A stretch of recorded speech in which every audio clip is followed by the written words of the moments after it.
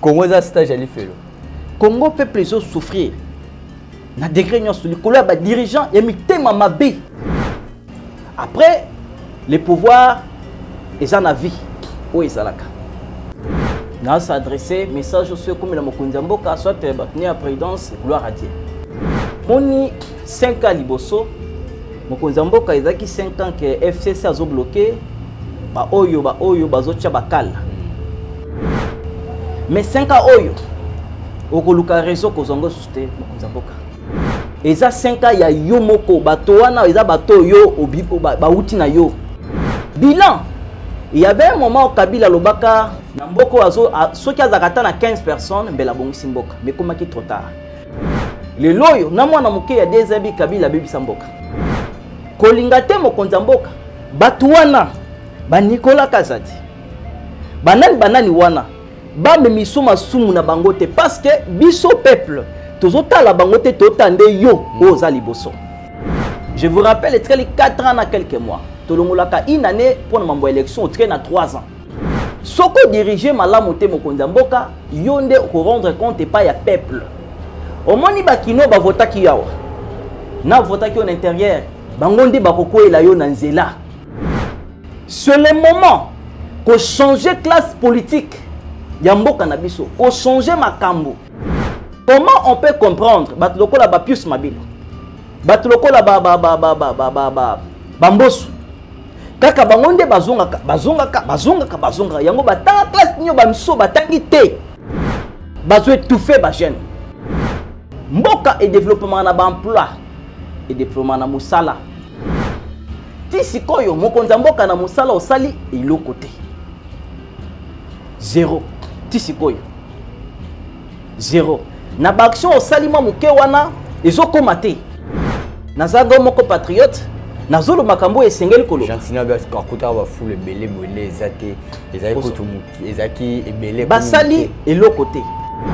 To mwa na gouvernement bilungi ya sika pona basa elamboka. Na pona caméra était place soit. C'est pas vraiment bien. Peuple les souffrir na degré moko ya kolobati. Tambo la tana mutuka ya catch. Tambo tana na camouflage au monde ndengi peuple ezo li felo ba ça la stage ya fini felo déjà. Moutazoui ba 70 millions, je suis belé au côté. Père les qui n'a manette azolo ba français, on dirait nous tous nous n'avons pas étudié. C'est pas normal, c'est pas vraiment normal.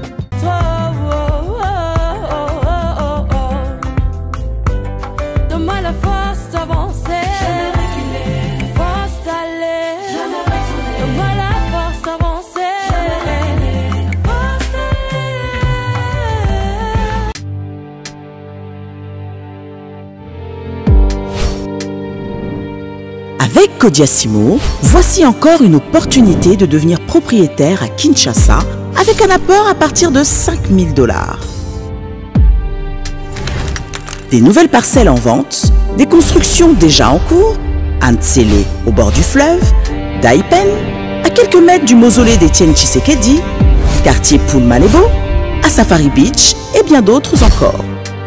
Devenir propriétaire avec Kodiasimo, c'est choisir d'acquérir votre bien immobilier avec un accompagnement personnalisé, allant de l'achat de votre parcelle jusqu'à l'obtention de votre titre de propriété. Avec un service après-vente assuré par notre équipe juridique chevronnée, vous êtes garanti de recevoir votre titre de propriété, peu importe votre lieu de résidence. Avec Kodiasimo, vous avez la garantie d'un service clé en main. Kodiasimo, la meilleure adresse pour construire la vôtre. Shalom bien-aimés, merci de nous faire confiance et d'être toujours parmi nous sur cette chaîne. Comme je l'ai dit toujours, la nouvelle tendance est là, cette nouvelle-là. Cette tendance-là, on va adopter, excusez-moi. Alors, il y a une tendance, alors cette tendance, la nouvelle tendance est parmi nous. Abonnez-vous très massivement. Là, c'est écrit en rouge ou en noir, s'abonner, appuyez ou cliquez. Et la cloche nous sert à avoir des notifications. À chaque fois qu'il y aura une émission en ligne, n'hésitez pas à appuyer sur la cloche pour ne rater aucune de nos émissions. Merci à vous. Merci de nous faire confiance. C'est grâce à vos efforts que nous essayons de faire mieux encore ces boulots. Nous n'hésitons pas parce que vous êtes là. Vos suggestions, vos commentaires, vos likes nous poussent à travailler encore de plus en plus. Merci de nous faire confiance. Merci à la grande équipe de la Nouvelle Tendance Télévision.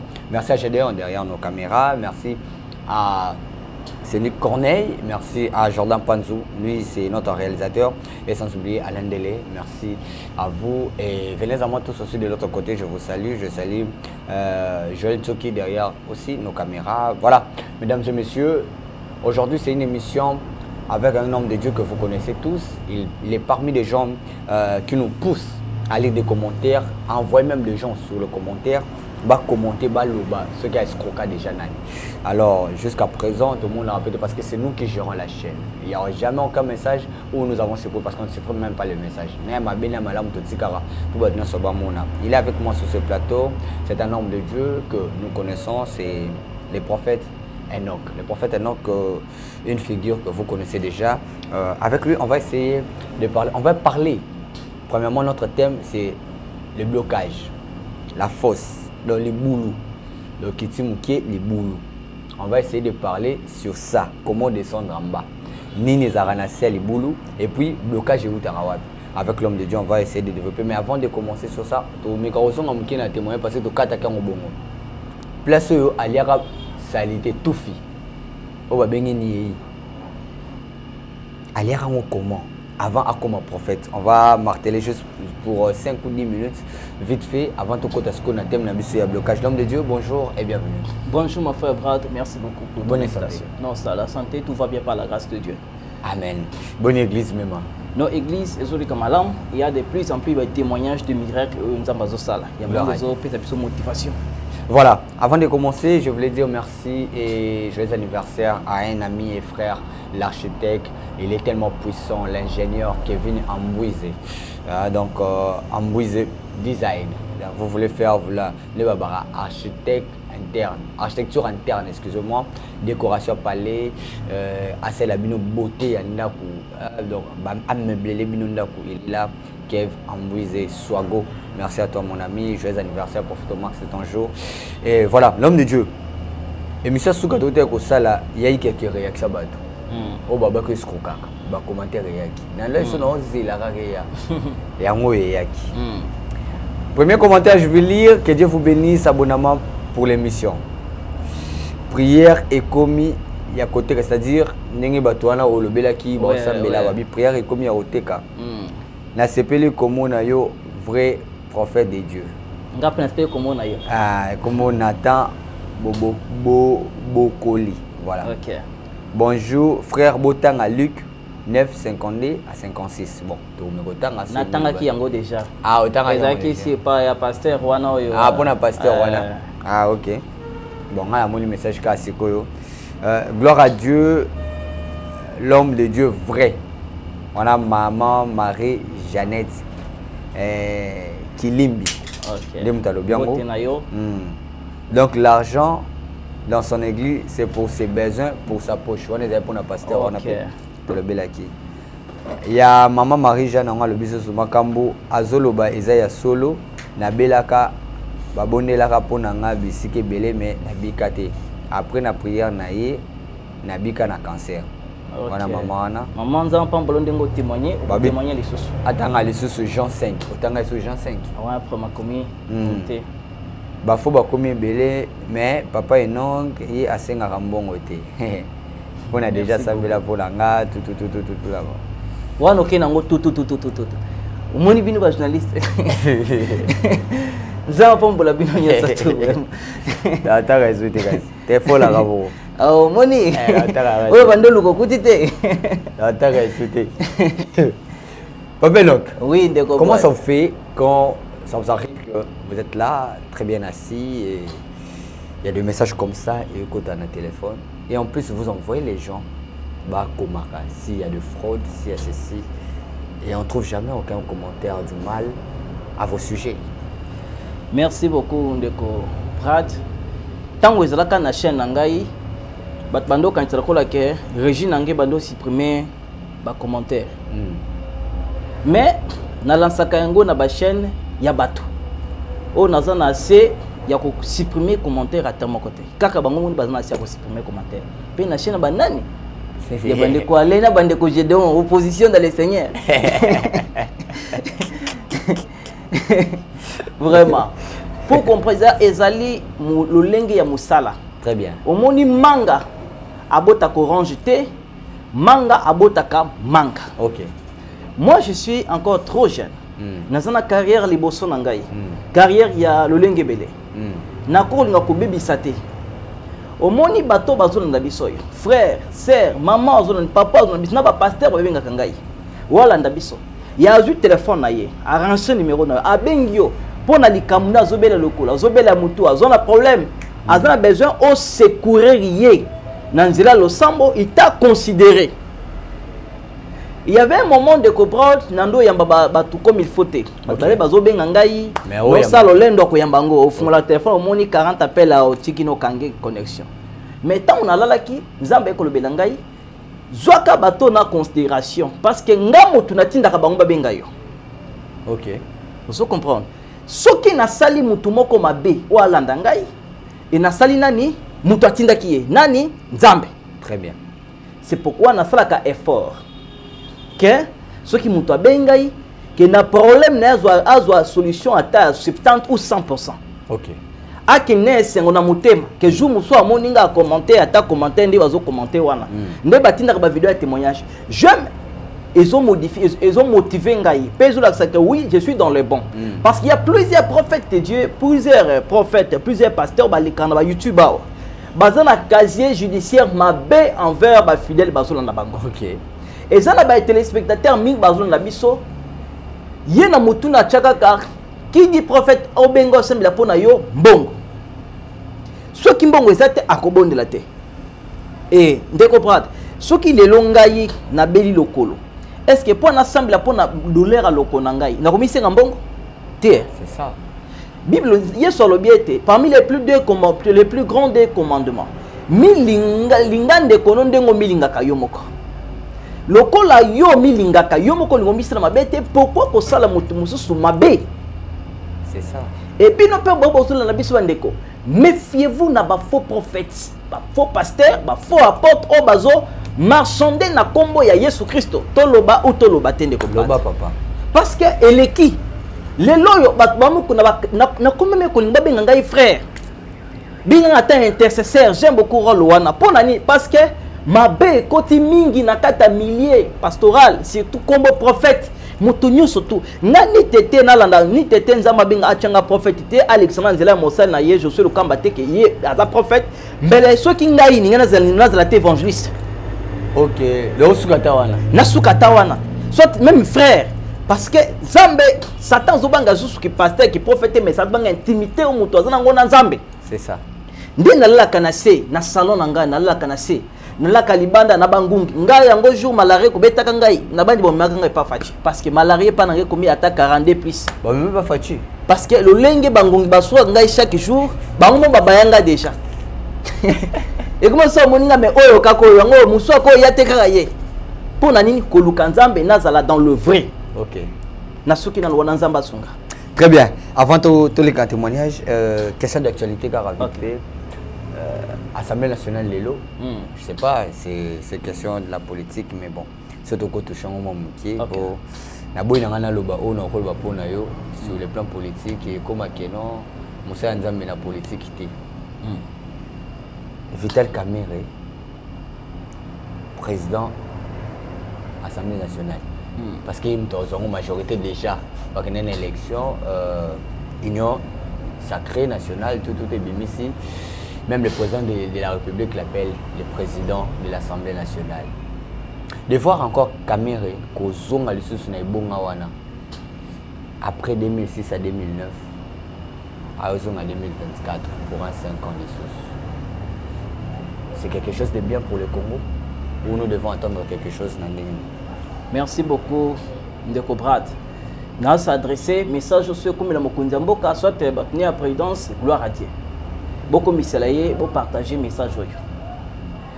Au moins 5 ans liboso, Mokunzamboka ils ont 5 ans que FCC a bloqué, ba oyo bazo tia bakal. Que vous travaillez na bateau au côté déjà na système, bazo chilo ba koka jambe moyo avancer ça. Mais 5 ans oyo okoluka réseau kozongo susté Mokunzamboka. Eza 5 ans ya yo moko bato wana eza bato yo obipo ba uti na yo ya yo moko. Bilan, il y avait un moment où Kabila lobaka Mokunzamboka Kabila leka lobaka était na mboko azo soki azakata na 15 personnes mbela bongisi mboka mais comment qui trop tard. Le loyo na mwana muke ya dezabi Kabila bebisa mboka. Kolinga te Mokunzamboka bato wana ba Nicolas Kazadi. Banani wana ba memiso masumu na bangote parce que biso peuple tozota la bangote totande yo oza liboso. Après les pouvoirs ils en a vie où ils alaka. Ceux qui ont dirigé malamu tel sous-soir, je vous rappelle il traîne 4 ans à quelques mois. Tolongolaka une année pour mon élection au traîne à 3 ans. Ceux qui ont dirigé malamu tel Mokunzamboka yonde ko rendre compte et pas ya peuple. Au moni bakino ba vota ki yawa. Na vota ki en intérieur, bangonde bakoko ela yo na nzela. Pona ko manifester. Et cause la maintenant trop tard. C'est le moment qu'on change classe politique. Yamboka na biso, qu'on change makambo. Parce que comment on peut comprendre batuloko la Pius Mabilo. Batuloko la Bambosu. Kaka bangonde bazonga yango batanga classe nyo bamso batangi te.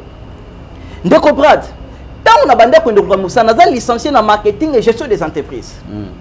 Tant na ndeko ndeko Musa la ndeke te. Nazala pasteur penosala. Nakenda kotika dossier na SNEL.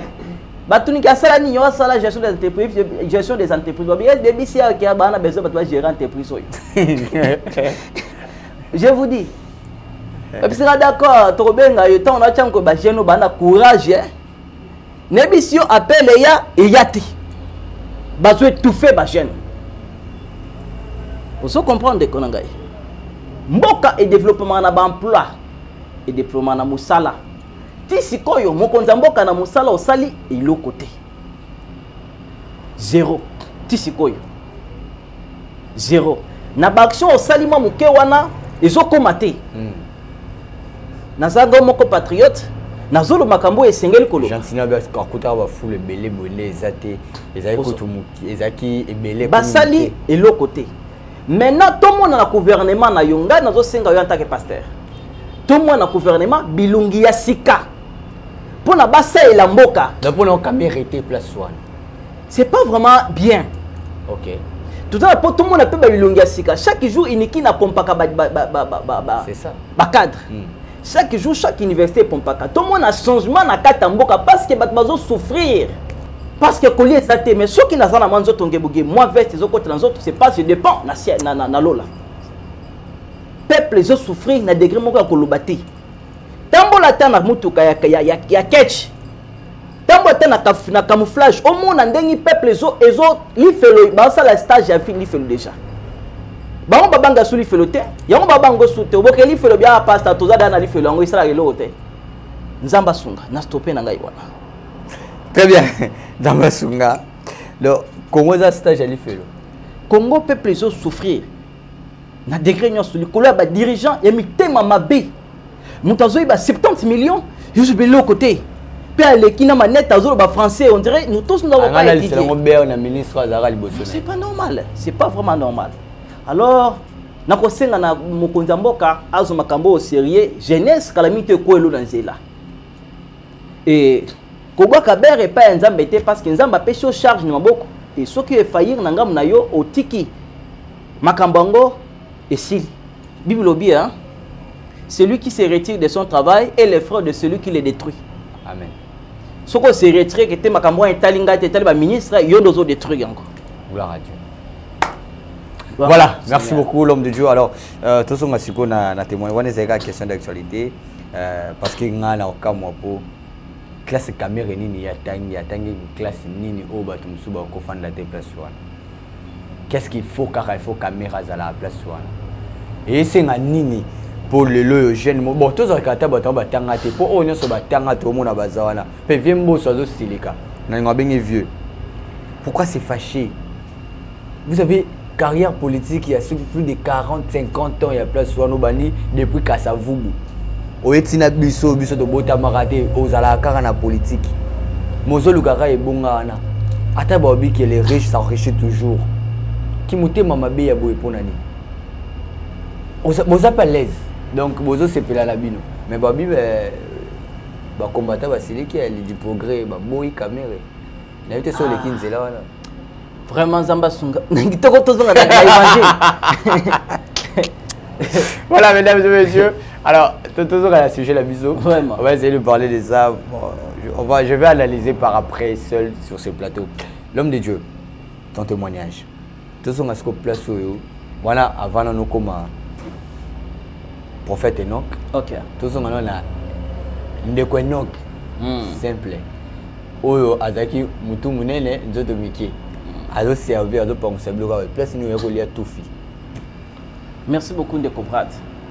Tuvanda ki esika moko yo bamba famille wana bazaki na mambongo famille ya bakecha yango bakumba kecha nazaka na faux souvenir na yango. Je vous dis kumba kecha nazaka na faux souvenir na yango. Bazalaki bazaki na restaurant bazaki na mwana bango ya cause na ba 3 ans 2 ans kecha mais je suis balé ba 27 kola mesa parce que joana balamba ki ngai na Thompson ba tie wana Ngaskoyo, Mobola, j'étais pauvre, très pauvre. Na période où on a toujours souffrir. Ya kolia zate. Basil si kolia. Babenging. Noga yako pangsa mesa. Bao balé ba msus, ba pangsa mesa, da msus. Naye, à l'époque mon nom était Noga. Noga. Oui, naye. Na bandi ko pangsa mesa. Ce que ezaki sona pangsa mesa mo eloko na lié. Mulili pe kota ki 19h déjà. A donné mon bon son moment musuni mo ko yaki. Et le connaît son mona ya kolia les musuni na lié. Siko na lié. Pat moko na china monoko. Noki yango ngai. Ende ko bra, pas si le comme bé. Yesu merci. Je te serai toujours reconnaissant. Nakoki ko bosana te, bola mosale lingayo. Papa Nzambe yo mosungie ndeko brat, na tie pas toi na monoko na ngai. Noki ngai. Ah, na meko chafu na tina meli. Ah, au meli. Ah oui, na meli. Nde ba na torche. Ba torche mesa. Na bid aboko isi ba ngai na mesa vele, ke cha kut ba ngai bi tale autre mi ngai bi autre mi ngai ta. Ba beta torche boy, kaka. C'est que pas tu na leki na le kaka. Ya kecha. Satan anyongi nga makasi ya. Vie vraiment, il a tellement manette en noir. Je vous dis. Ne comprends pas. Je me balais même ngai. Na torche boy ngai te na le kaka. Na makanisi ke nazolia ngai. Oyo ba. Oki pe ngai. Na krepe ngai na monoko nzoka ngai te. Nzoka na le kaka ya mwana 3 ans. Ya kecha. Ya kecha. Kozanga de comprendre. Conseil pour nos parents. Ce que vous avez dans votre bon moïboy, soit charge ya bana na yo comme il faut. Que vous vivre na bon bongote parce que so zate bana bon mono ya bango ndenga na mona kinalia ki kaka. Bam surtout balia kaka ndenge na Dubai kuna quand ba pesa millions ngale kaka dans les pamba. Ya ozanga oye balisus. Kozanga ko balisus na le kaka vraiment kangi pachu na monoko ngai na monoko. Otafuna ngombe. Otafuna meli. Là au kolia nini ozozangelo akolia jour moko basukoli mona wana mai na bassin ba pisanga bassin le robwaka na sala ki 2 semaines non 3 semaines na sukola kama ité na mboko wana ko zamai wapi na chikapa dans l'époque c'était bando mais mama ina ba bassin wana nga na uti ba vi malamu na Kinshasa mama ku finir na kekuna baba ki biso pas famille na ye badula ba papi banani otanga bango pe mais Robazamba de Kombote, Mamadou la Raymond, Bissiko Zaya Léoni. Babo qui biso na Kasai. Maman lek, mais maman pasteur, mais mouté maman bé. Yango soko bon dans l'église, maman pasteur. Asala misala mabé. Mouté mabé. Ba frère molimo ezate, bime église wana. Parce que ala la kanon ba nesika moko. Mais pas une onction, pas une échange yéti. OK. Vous comprenez malam. Maman pasteur, ma source ya souffrance nangai. Na souffrir déco. Ba pesanga mai na kende ko bwaka. Ngai un jeune garçon, un jeune homme moko boy yaba 12 ans, 14 ans, 12 ans, 13 ans. Nazima inene ko bwaka. Nabi na ume na sukoli maite. Na damu ta kingo mwan, baby kingo mwan. Yaba singa singa. Tango nyonso molinganga nazalaki komona baninganga na baboti na bango. Nanga ba parents bazate vinanga pasi. Est-ce que koko fait la baboti ezali sumu? Kozanga baboti est-ce que ezali sumu? Voilà, na ko pesa bino message. L'orphelinat Christ rédempteur. Et ana posa lisunge na bino. Tala musala munene zo sala pona bana. Tala musala munene zo sala pona bana oyo. Mokile tiki ebwaki. Mais nzamba termine nzelo orphelinat oyo pona ko encadrer bana oyo. Yaya lisungi na yo to ana ngoposa. 1 euro no to ana ngoposa. Pona mwana moko. Tango mwana moko allié nzambe ya bitike. Oya permettre ete na nzela no mwana alia akobosa na ote. Voilà message ya l'orphelinat Christ rédempteur. Toi on a besoin de lisungi na bino. Ba numéro za na se kota contact na biso assistance na yo et aux lisungi pour na bana. Que le Dieu des orphelins a bénir diama mtu nyoso ja ta likanisa ko sala quelque chose. Peut sali yango zamba pambola bino.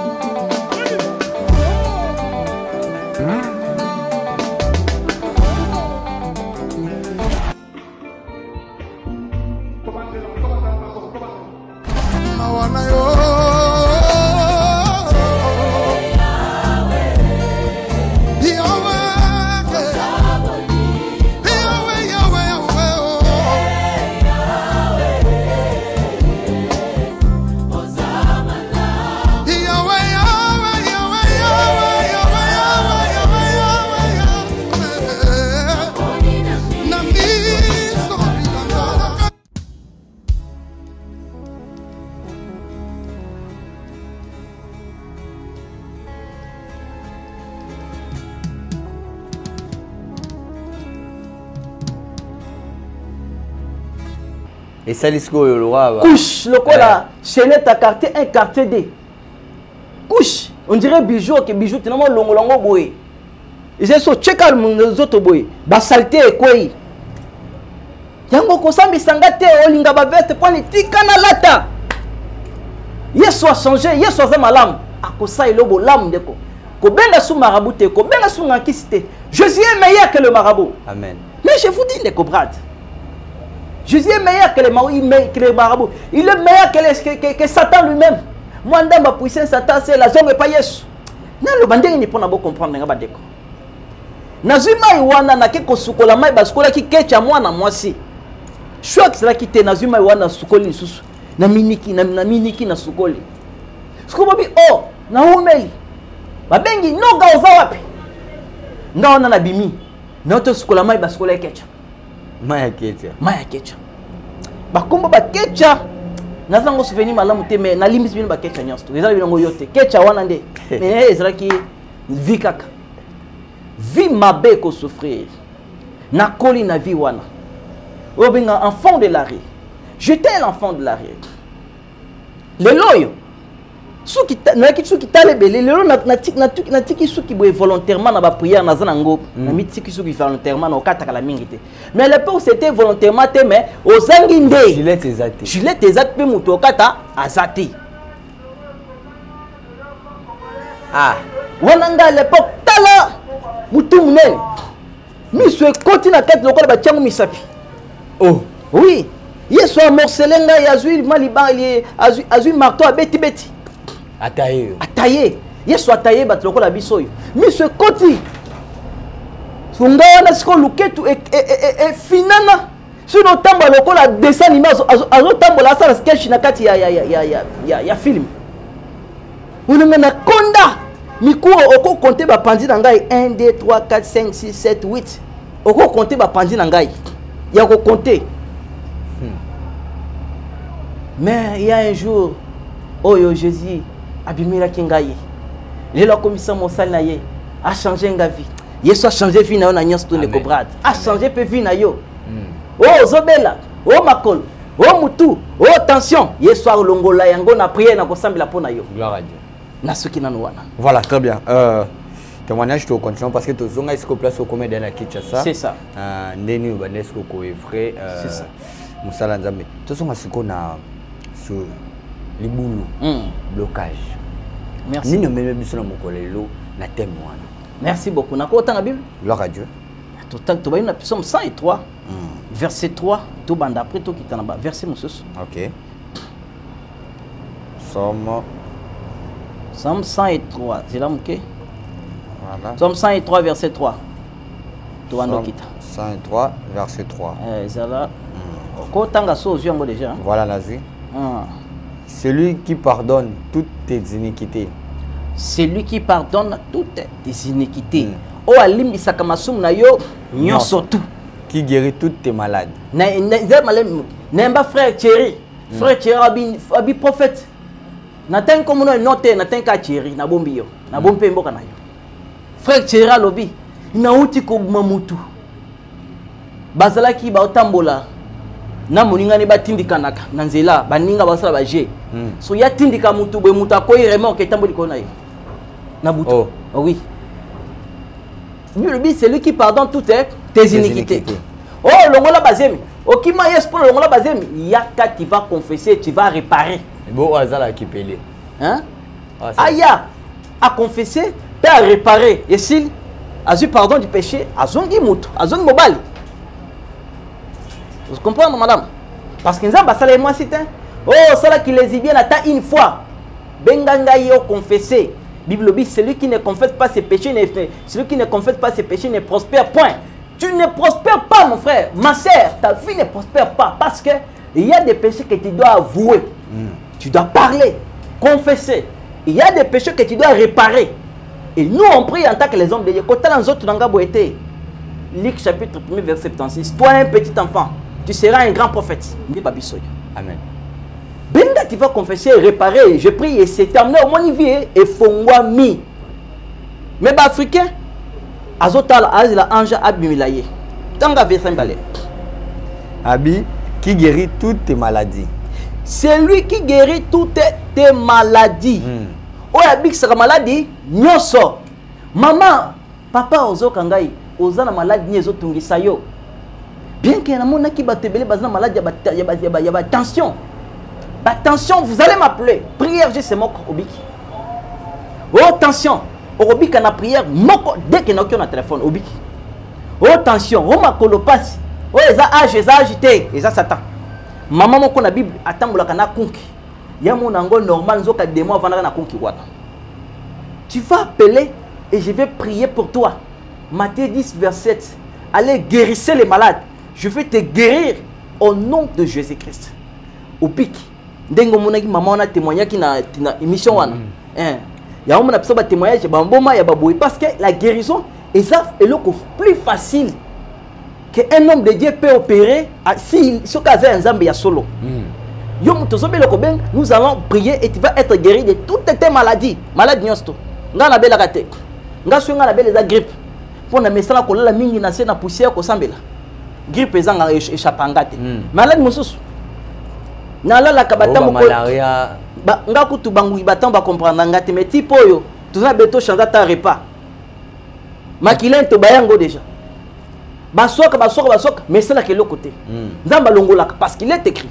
Vous servirez l'Éternel votre Dieu, il éloignera la maladie du milieu de toi. Amen. Benganga ito bondi la maladie elongo. Maladie nyo surtout. Au stérilité, au échec, au blocage. Continuez. Voilà. Abi, c'est lui qui délivre ta vie de la fosse. Yende abimisaka bomo yamutu nakati ya libulu. Vous comprenez? Qui te couronne de bonté et tout est maintenant wana. Ah. C'est lui qui délivre ta vie de la fosse. Voilà. Mais avant de lever venir dans la fosse, il faut mutu morazala. Ngai. Oh. Hein? Il faut yura. Ngai. Obi pona nini? Point. Tokita na tanga veto, toki na job. OK. Oh mutoka mutana osoka da mutoba kete to lembi ba pasteur. Ngamo pe na ko sambela ngamo ko na ko bizwa solution. Te, il faut ngana zala. Ngai intercesseur. Obi pona nini? Job combien? Zela moke. Na ba da ozuka verset pa yo na yebi yo très bien. Job chapitre 33. Job chapitre 33. Verset 22. Verset 22. OK. Voilà, je lis au nom du Seigneur. Amen. Son âme s'approche de la fosse. Vinaye ezopusana na libulu. Et sa vie de message de la mort. Vinaye, son âme s'approche de la fosse. Molema ezopusana na kati ya libulu. Vinaye ezopusana na messager ya kufa na kati ya kufa. Continuez. Mais s'il se trouve pour lui un ange intercesseur. OK. Ce qui akutani na un ange intercesseur que nazali un intercesseur. Voilà. OK. Un d'entre les 1000 qui annonce à l'homme la voie qu'il doit suivre. OK, continuez. Abi, Dieu a compassion de lui et dit à l'ange, délivre-le afin qu'il ne descende pas dans la fosse. Olandi malam. Ata abando ke na libulu. Omona mutu musu alobi vina ngai esuki. Na age na promi nango na kobala lisusu te. Na age na komi nango na kobota su te baminga bobi na kobota te. Bon. Na ndengi na saboy na loti bandoto e ba mari de une femme ni ba bonde bonne pas pasteur mais une solution te. Exact. Mais Bible nous a parlé nini. S'il se trouve pour lui un ange intercesseur, l'un d'entre les mille, Dieu a compassion de lui. Zamba changer de décision. Okokozala osambe la kamakasi kolekelangai. Tu okozala osambe la kamakasi. An azaki asambe la makasi koleke le sacrificateur Eli. Le sacrificateur Eli pour na solution. Il fallait le sacrificateur Eli alobaka ilobata moko ke an zamba yoka yo penza bayoki. Bon. Vous comprenez? Moi en tant qu'un ange intercesseur, naza utile pourquoi? Pour na kosunga yo ozo solution yo moko kokakite. C'est pourquoi baka musapi moko et pansaka elongité. Très bien. Il faut misapignon surtout. Ce que on néglige c'est qu'on a intercesseur. Obenga mbrière. Obenga y aventurier. On néglige nga po na zamuke. On néglige nga po na autre datiki suki mikolo yo. Po na mamba lo samba. Okoza solution te. Mais ce que on a normal. Tenga la mesane qui te sous. Ah, ngale tinga boy bien te. Te na koloba na kobeto ndika sikoyo. Ozo comprendre malade. Ce qui on néglige ange intercesseur oyo. Gloire à Dieu. Vina ye kende wapi na libulu. Très bien. Okokufa. C'est pourquoi maman moko abenga kangai. Baminganga balobi atikali na 2 semaines.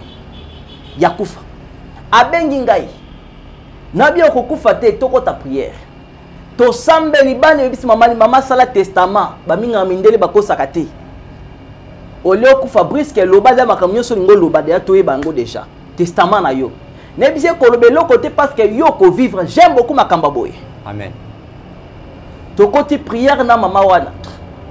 Prière ya tolo na tse. Prière ya nazo tambola. Prière ya na vai na cher nazo sambela. Zamba yo ki mawa a changé a longo liwa mama wana zana bomoyi ti lelo.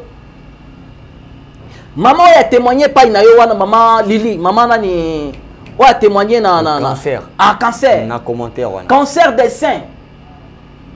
Ah ouais Polaki. Et Polaki de Cobrat.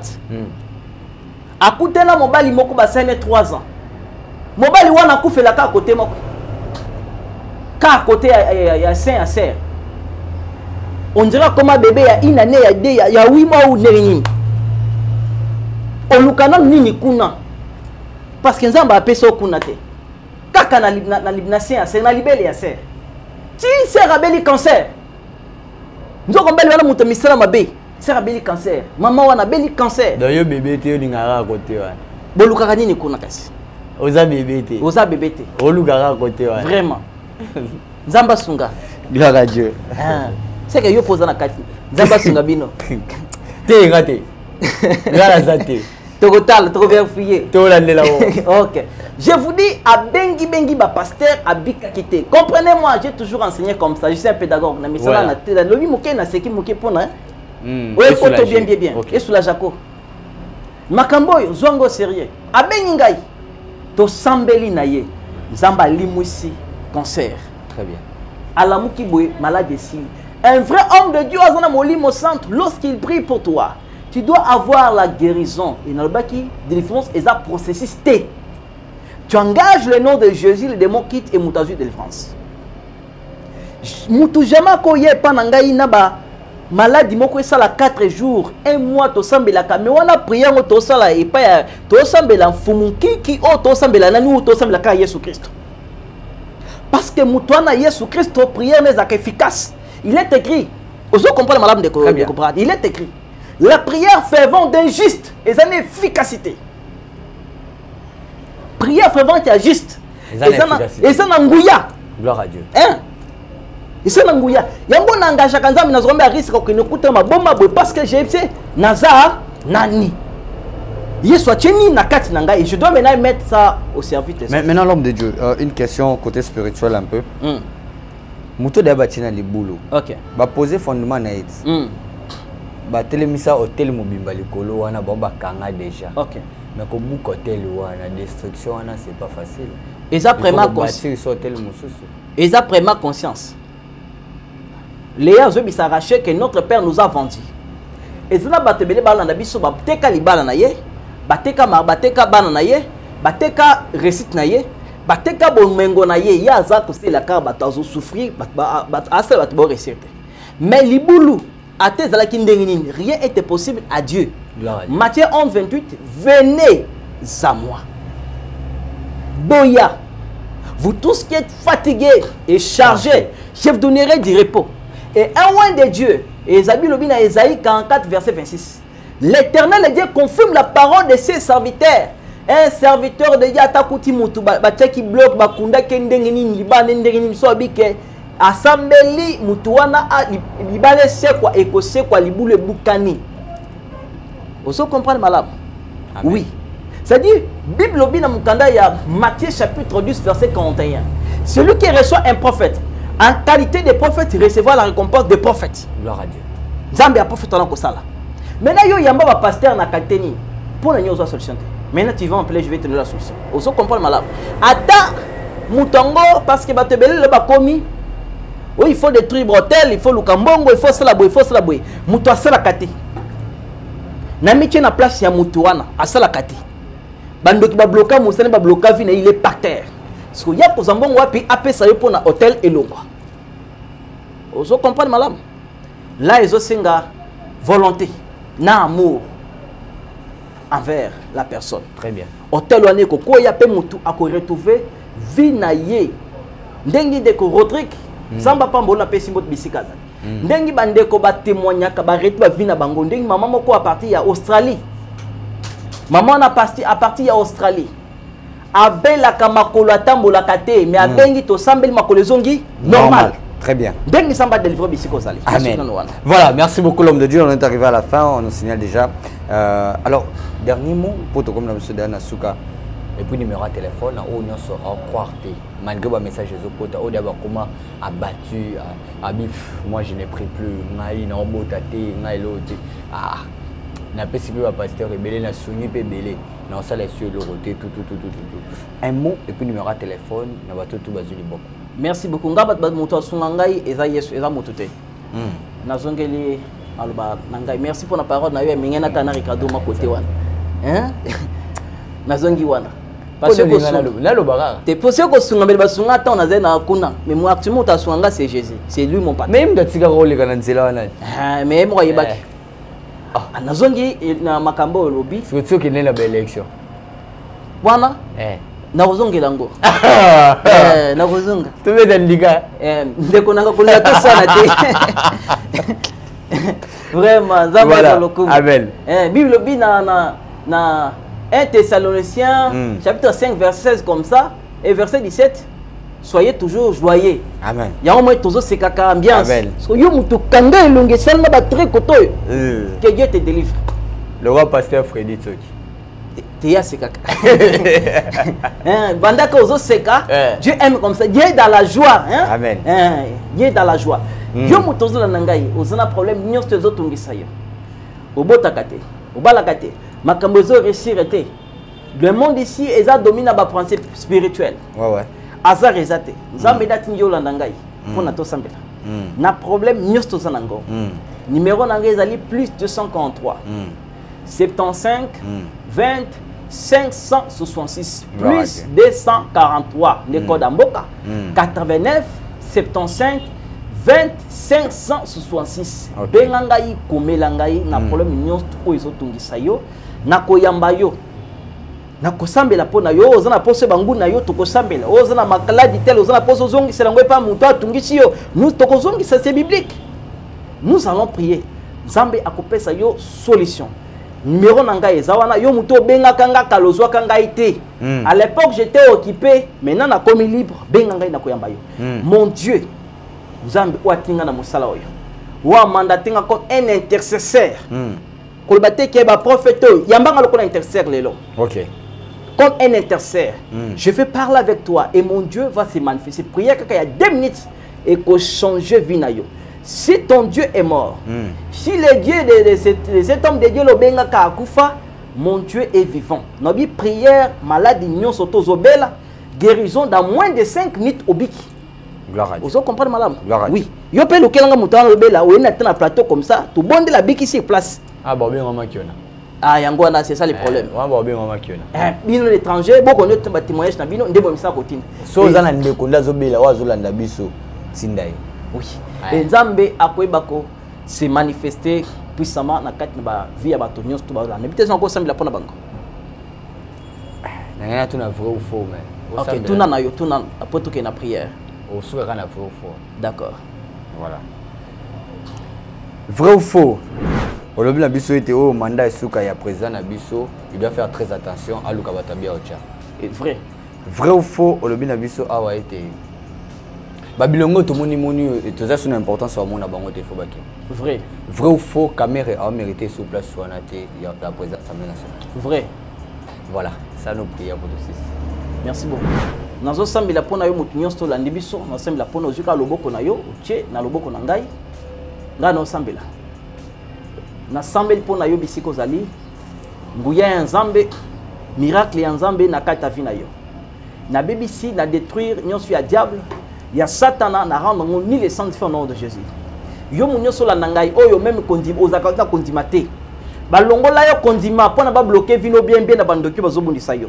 Na longolio esprit na komona on dit ma message oyo. Esprit ya incrédulité, esprit ya incrédulité ya kozan kondima ba doute lokola Simon, Zamba délivrer yo na kombo na Yesu. Esprit nyo surtout ya mabe ya inquiété ba penser iniquité ya ke yena azo laksani na laksana za na Yesu zamba délivrer na kombo na Yesu nyonso ya diable ya Satan na kata vina yo na pameli yango na chasse que ne musika na kombo na Yesu pe mutu nyonso na biso ba penser malamu Zambe apesa yo kimia a fortifier yo na kombo ne petant to kuta to ko sambela prière que il y a 2 minutes ou il y a moins de 2 minutes quelque chose et salama na kata vina yo na kombo na Yesu Christo amen. Amen. Voilà, merci beaucoup l'homme de Dieu. Merci cette prière nous a vraiment aidé et on se retrouve prochainement pour un nouveau numéro. Restez toujours connectés sur nos chaînes. Sur Culture Info Monde, abonnez-vous très massivement de l'autre côté et venez à moi tous avec Pasteur Frédéric Tsoki, Culture, comme je l'ai dit, et sans oublier ma chaîne, notre chaîne, la chaîne idéale, Nouvelle Tendance Télévision. Portez-vous bien. Merci l'homme de Dieu. Merci beaucoup. Au revoir. Troubles du système immunitaire, chute de tension, maux de tête, fatigue, perte de poids, frigidité et diarrhée.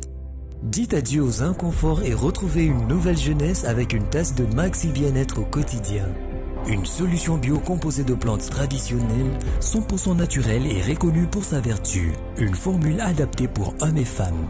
Depuis plus de 10 ans, le Maxi Bien-être Café renforce le système immunitaire, restaure la fatigue physique, améliore le sommeil, aide à stabiliser la tension et la glycémie, nettoie les reins, soulage l'hémorroïde et la constipation. Chez les hommes, le Maxi Bien-être restaure le dysfonctionnement sexuel, l'impuissance et l'éjaculation précoce. Maxi Bien-être est disponible partout dans le monde. Passez vos commandes sur www.maxibienêtre.com.